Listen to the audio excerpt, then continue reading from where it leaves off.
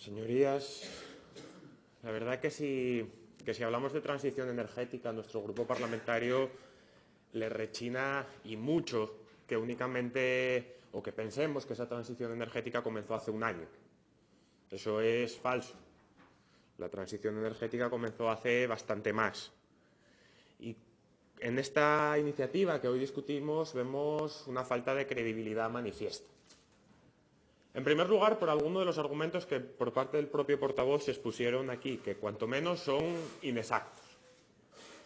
Sí es cierto que es la primera vez que España, el Reino de España, tiene que comprar energía proveniente de la generación térmica a un país ajeno, en este caso fue Marruecos, pero la causa no está en las declaraciones de ninguna ministra ni en la acción de ninguna política de nuestro país, sino que viene debido a la crisis nuclear que hoy en día existe en Francia, de donde siempre o constantemente se compra energía por parte de nuestro país. Esta crisis provoca que la energía que antes comprábamos en Francia no la podemos estar comprando a día de hoy y eso exige ir a otras interconexiones que tenemos por parte de nuestro país. Ahí solo nos quedaría ir a Portugal o ir a Marruecos y ese es el motivo por el que se fue a Marruecos. Con lo cual, poniendo sobre la mesa argumentos inexactos, mal empezamos. Pero analicemos el texto que se nos presenta. Se habla de que la transición energética está siendo dogmática y acelerada. Y aun compartiendo muchos de los argumentos que se pueden estar poniendo encima de la mesa y que ha puesto el propio portavoz, tenemos que cuestionar al menos el texto. No es dogmático poner de relevancia el gravísimo problema mundial que supone el cambio climático. Y tampoco podemos hablar de un proceso acelerado, porque este proceso se empezó a discutir en los años 90.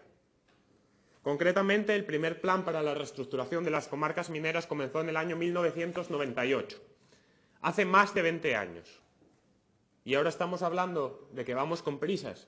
¿Qué se hizo desde hace 20 años hasta ahora para que ahora podamos ir a reclamar más tiempo a ningún sitio?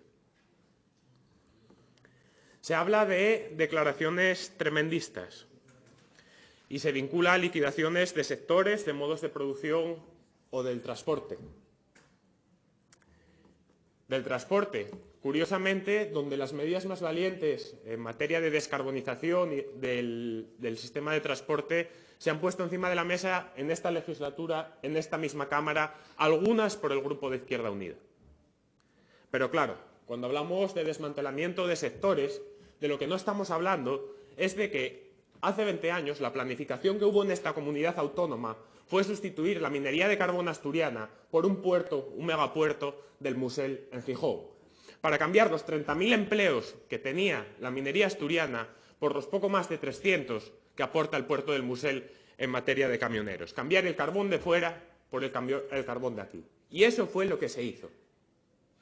¿Con qué legitimidad nos ponemos a plantear esta proposición no de ley cuando ni siquiera hay un ápice de intención de autocrítica por parte de los grupos parlamentarios que estuvieron en esta Cámara desde el año 98, que empezaron a llegar decenas de miles de millones de euros a esta comunidad autónoma? ¿Y dónde están? ¿Dónde está el tejido económico alternativo que se tenía que construir con esos dineros y para lo cual tuvimos 20 años? Y sin un ápice de autocrítica bajamos aquí a echar la culpa a la última que llegó. No seré yo quien defienda a la ministra Teresa Rivera, pero primero hay que empezar por uno mismo.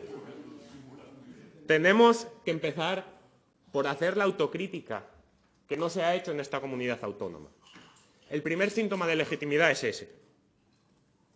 ¿De qué estamos hablando? ¿Qué más tiempo queremos? Durante esta legislatura yo mismo me desplacé en varias ocasiones a la sede del Parlamento Europeo. Tuve entrevistas con la Comisión Europea para abordar este tema. Cuando llegaba al Parlamento Europeo y le explicaba a los responsables que necesitábamos más tiempo en Asturias para abordar un proceso de reconstrucción de nuestro tejido industrial, me decían: ¿qué hicisteis con los miles de millones de euros que llegaron? Y no tenía capacidad de darles respuesta. ¿Cómo explicamos a las personas, a los responsables que financiaron esos fondos mineros que no sirvieron absolutamente para nada, o al menos para conseguir el fin principal que tenían, que era la reconstrucción de nuestro tejido alternativo. Un mes después de que se aplique y ejecute la decisión 787, tomada en el año 2010, que fue la que cerró la minería en Asturias, nos encontramos aún sin un plan para la empresa pública Aunosa.